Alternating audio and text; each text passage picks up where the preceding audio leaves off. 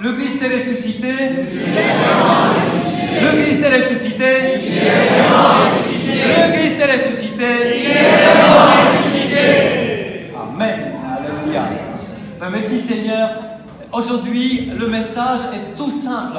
C'est pour nous, le message que Dieu adresse à nous ce matin, à tous les chrétiens, peut-être ceux qui sont là, qui sont en train de découvrir plus ou moins la foi chrétienne. En tout cas, soyez le bienvenu encore une fois. Et le message est tout simple, divisé en 2 points, seulement 2 points. Le premier point, très simple, c'est celui qui nous dit que c'est la fin. C'est la fin, c'est la fin, c'est génial, c'est la fin. Deuxième point, je vais développer bien sûr. Deuxième point, c'est que c'est la vie. Alors, le point premier, la fin. Jésus n'a jamais caché, la parole de Dieu n'a jamais caché, l'Église non plus, que notre monde va finir un jour. Waouh, quelle bonne nouvelle! Pas beaucoup de sourires là. Le monde, même si on fait beaucoup d'efforts ces derniers temps pour la sauvegarde de la nature, le réchauffement climatique, tout ce que vous voulez, ce monde est destiné à finir un jour, point à la ligne. Nous, surtout les chrétiens, il ne faut jamais s'imaginer, peut-être qu'avec la science, avec en plus les nouveaux trucs, que peut-être on va vivre, pas seulement 70 ans, 80 ans, notre monde, peut-être nous, notre vie humaine, mais en plus notre monde, non. Ce monde est destiné à se terminer, à se consumer un jour. Mais ce n'est pas seulement pour disparaître à jamais, pour être transformé par Dieu, pour que ce monde donne le lieu à un monde nouveau, une terre nouvelle, un ciel nouveau. Amen ou pas amen? Amen. Donc s'il vous plaît, vous qui êtes chrétiens, s'il vous plaît, ne soyez pas accablés à la pensée quand on va lire ces temps-ci. C'est chaque année d'ailleurs. Chaque année, Dieu par l'Église nous donne ce moment de l'année. L'automne en Europe, les feuilles tombent, mortes, la terre en train de se reposer. Alors on nous parle souvent, on nous lit l'Évangile de la fin du monde. En fait, de la transformation du monde. La première lecture, voilà, le jour du Seigneur arrivera comme un jour brûlant, le feu qui arrivera pour brûler ou bien pour guérir. Brûler ceux qui commettent l'iniquité, comme ils vont finir en cendres, comme une paille qu'on approche d'un feu, ou bien ceux qui craignent le Seigneur vont finir, en fait, ils ne vont pas cramer, brûler, mais au contraire, ils vont être guéris dans ce même feu. Ou bien, comme Jésus dit, voilà, il y aura la fin, il y aura le jour où il n'y aura plus pierre sur pierre de ces magnifiques temples qu'on a bâtis pendant 46 ans, toute une vie presque humaine. 46 ans, le truc tout flambant neuf à l'époque de Jésus, le temple de Jérusalem. Non, un jour il n'y aura plus rien. Zéro. Mais ne vous accablez pas. C'est pas ça le but de notre vie. Et en fait, nous savons qu'à partir de la venue de Jésus dans notre monde, à partir de l'incarnation et surtout à partir de son ascension vers le ciel, nous sommes, en tout cas les chrétiens et le monde entier, même ceux qui ne croient pas, parce que c'est comme ça, c'est la vérité, nous sommes en attente de ce jour où le Christ reviendra et ce monde passera. Et c'est comme ça.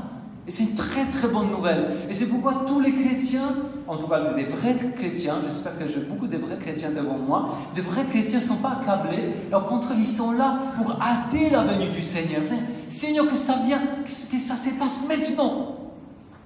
17 novembre 2019, Seigneur, je veux que tu sois là. Je veux aujourd'hui, maintenant, pendant la messe à Saint-Roch à 10h30. Si ce n'est pas maintenant, Seigneur, à midi, pendant le repas de midi. Si ce n'est pas pendant le repas de midi, Seigneur, cet après-midi. Si c'est pas, cette nuit, au moins cette nuit. Et si ça n'arrive pas aujourd'hui, Seigneur, demain, le 18 novembre, Seigneur, reviens. Et quand nous célébrons la messe, d'une manière spéciale, très forte, tous les chrétiens, tous les catholiques sont réunis dans le monde entier pour dire, Seigneur, reviens. Viens, Seigneur Jésus. La dernière parole, presque la dernière parole, dans la Bible, l'Apocalypse se termine avec ces mots. Maranatha, viens Seigneur. C'est un cri, un cœur de chrétiens qui croient en Jésus, qui croient en cet amour, cet renouvellement de la vie, cet renouvellement du monde, cette transformation. Seigneur, le seul désir, c'est reviens Jésus. Seigneur, sois au milieu de nous maintenant, au plus vite possible, s'il te plaît. S'il te plaît, je t'en prie, je te supplie, maintenant. Est-ce que nous avons ce désir? Souvent non. Souvent on a peur. On se dit, ben, oui, déjà c'est difficile. Regardez ce qui se passe dans le monde. Déjà c'est difficile. Alors, on sera à la fin. Mais je sais que c'est le contraire. Ces temps de ce monde, la création, comme dit Saint Paul, elle gémit. Elle gémit dans la souffrance et en même temps dans le désir qu'enfin que soit transformé. Notre monde entier gémit pour que le Seigneur revienne. Et nous-mêmes, nous aussi nous gémissons, nous souhaitons, parce que c'est un temps dans ce monde que nous connaissons, c'est un temps de combat, c'est un temps de souffrance. Il y a des joies, il y a des beaux moments.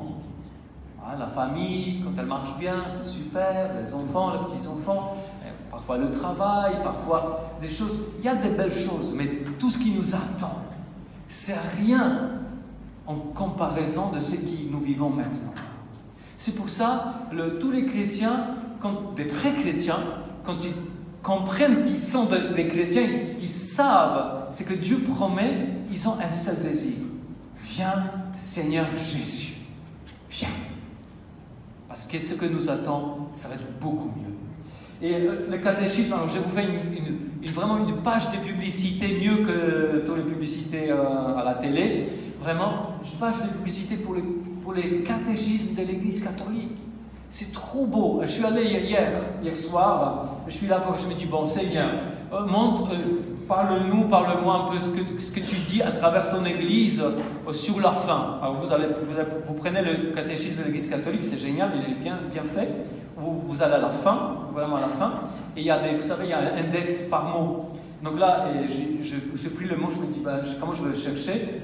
Fin du monde, fin. Je suis allé voir fin. Et voilà, fin. Ah oui, et c'est limpide, c'est magnifique. Fin, vous trouvez plusieurs points, plusieurs articles. Et ça, ça nous apaise, ça nous ouvre l'esprit. Alors justement, le catéchisme qui dit, mais oui, il ne faut pas avoir peur de la fin du monde, parce que Dieu, le premier qui est la fin, c'est Dieu. Dieu, le principe est la fin de tout. Dieu, le commencement est la fin. Jésus dit, je suis alpha et oméga. Et en fait, comme dit Saint Paul, dans ma vie et dans ma mort, dans notre vie et dans notre mort, nous appartenons au Seigneur. Dans le début du monde, dans la fin du monde, si tu t'aimais, tu mets tout ton corps, tout ton cœur, toute ta personne, si tu mets le monde, la création dans ta prière, dans le Seigneur, on ne craint rien. Dans notre vie, dans notre mort, nous appartenons au Seigneur. Lui qui est la fin, le début et la fin. Waouh, c'est génial. Qu'est-ce que je crains si je suis dans les mains du Seigneur? Rien. Que de bonheur qui peut m'arriver. Et vous voyez, voilà, le petit point de catéchisme. Ou bien encore, ici, voilà, et le catéchisme qui dit, le renouvellement du monde est irrévocablement acquis. Waouh, c'est-à-dire que tu peux dire, non, Seigneur, surtout pas la fin. Eh bien, le Seigneur dit, c'est irrévocable. C'est déjà en marche. C'est déjà en train de s'accomplir. Tu veux pas, tu veux le freiner, tu veux le refuser. Non, moi j'ouvre la télé, voilà, moi ça m'apaise, voilà, une bonne série qui ne finit jamais d'ailleurs, depuis l'âge de mes 20 ans jusqu'à l'âge de 80 ans, c'est toujours la même chose, plus ou moins. Bon, là, je suis en dehors, je vois pas, il n'y a pas de souffrance, non, le monde passe pas, non, je suis bien, la fiction, la fuite du monde, voilà, c'est super. Ben non, même si tu regardes ta série jusqu'à ta mort, eh ben, le monde est en train de passer. Pour arriver à un renouvellement, à une transformation. Donc ça, c'est une très bonne nouvelle. Et surtout, une autre chose très importante, parce qu'il y a des chrétiens qui, au contraire, qui disent mais oui, mon père, je sais qu'il y aura la fin du monde. D'ailleurs, une telle mystique a dit que, s'il vous plaît, il y a un dernier truc qui court à la mode. C'est une des mystiques a dit, d'ailleurs reconnu, qu'il y aura des jours des ténèbres, il faut une bougie spéciale pour allumer, pour avoir la maison, parce que quand ça arrivera, c'est cette bougie, cette lumière qui va sortir. S'il vous plaît, il faut qu'on soit clair. S'il vous plaît, ne croyez pas. Qui je suis, moi, pour dire le contraire de la parole de Dieu?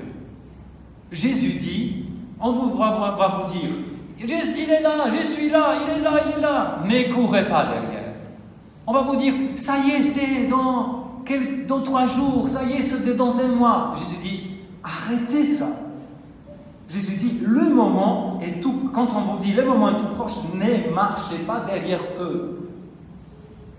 Ça, c'est la parole de Dieu.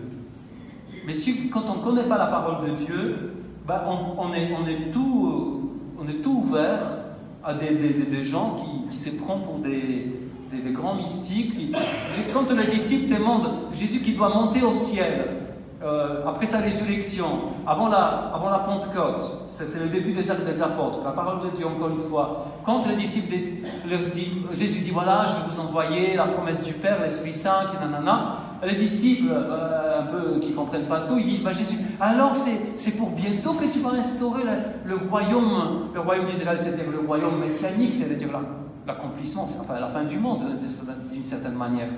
Et Jésus dit, c'est pas à vous de connaître le mystère, c'est que Dieu seul le connaît. Point à la ligne.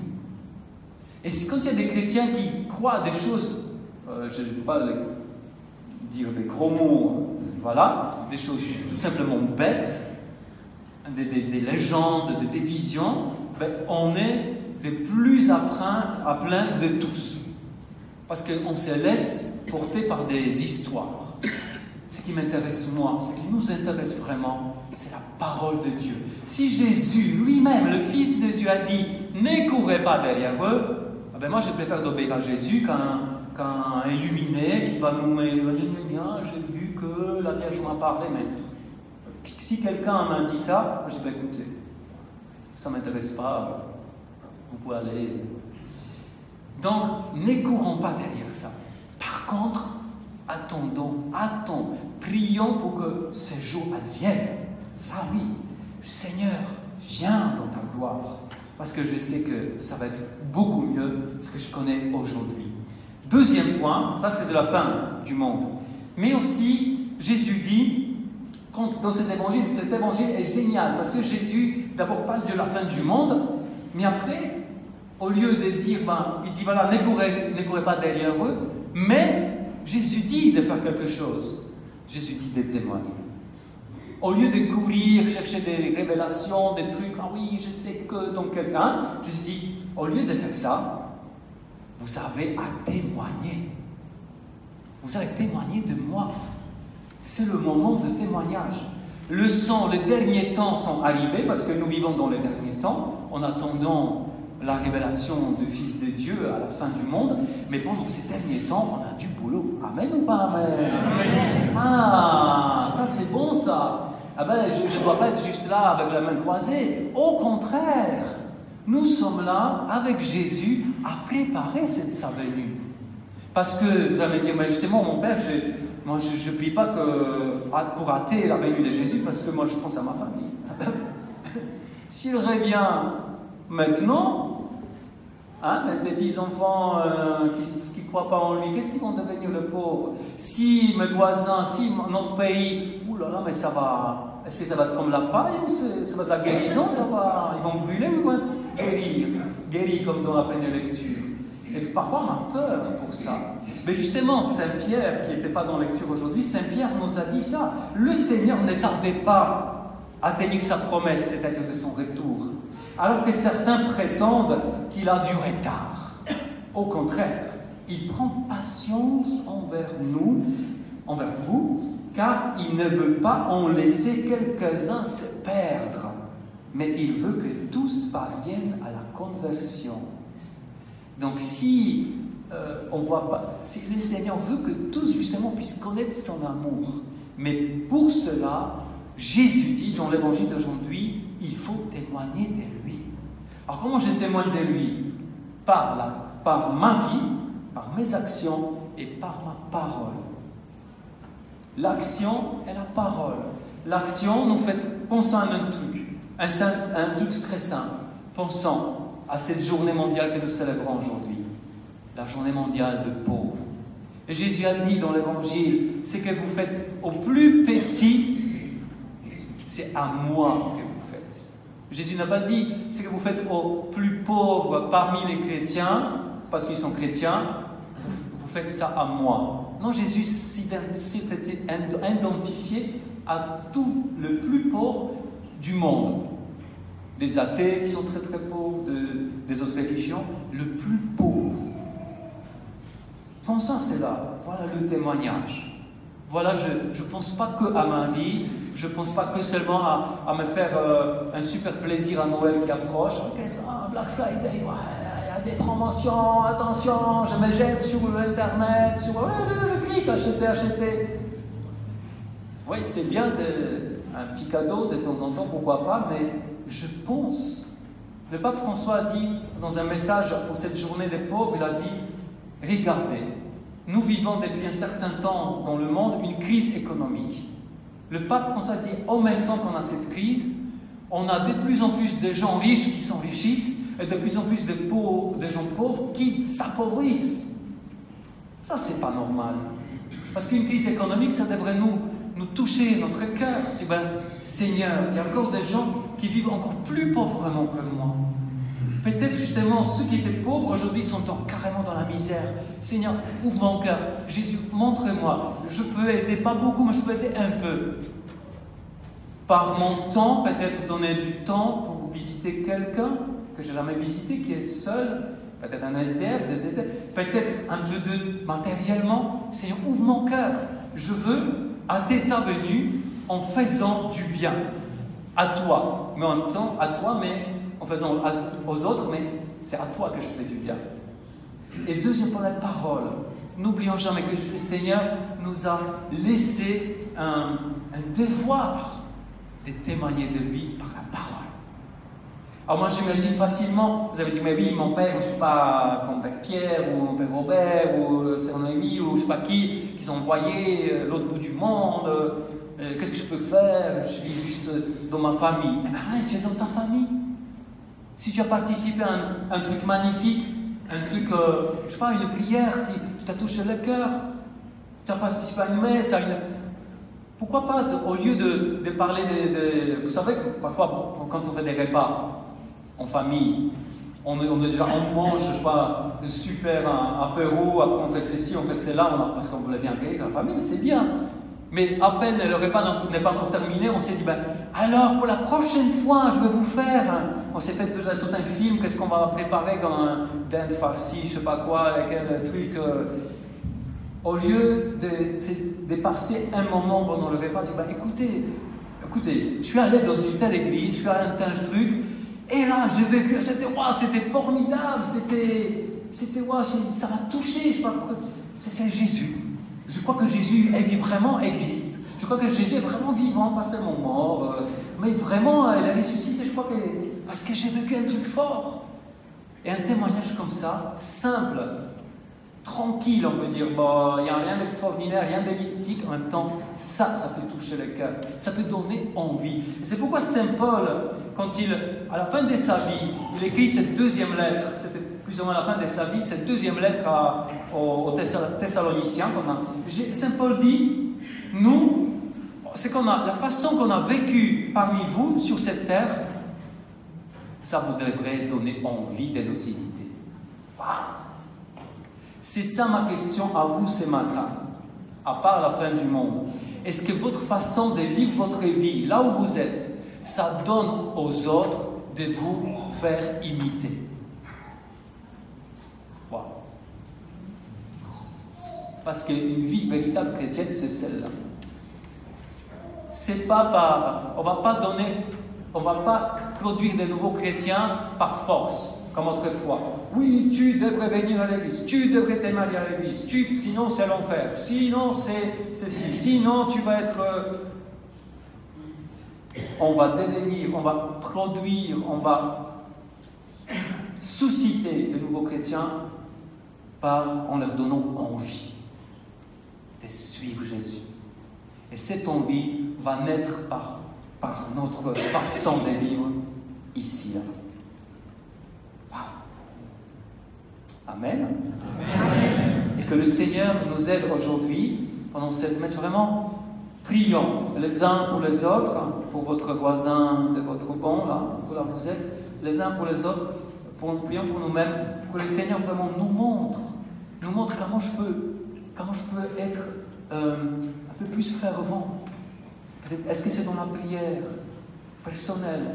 Est-ce que dans la façon que j'ai vu la messe, genre, ouais, la messe c'est bien, bon, c'est un peu lent à Saint-Roch, mais bon, je peux survivre, 1h30. On lui dit, ouais, Seigneur, je suis à la messe, je profite de ces moments, waouh, ouais, je lève ma main, même si ça m'écoute, parce que j'ai peur de regarder les autres, oui, je lève, j'ouvre mon cœur, j'essaie de chanter. Est-ce que c'est au contraire, ou bien par aider les autres? Seigneur, j'ai pris déjà très bien, mais c'est vrai, je me sens un peu égoïste, c'est vrai que je pourrais faire un peu plus, un peu mieux, quelque chose, mais inspire-moi.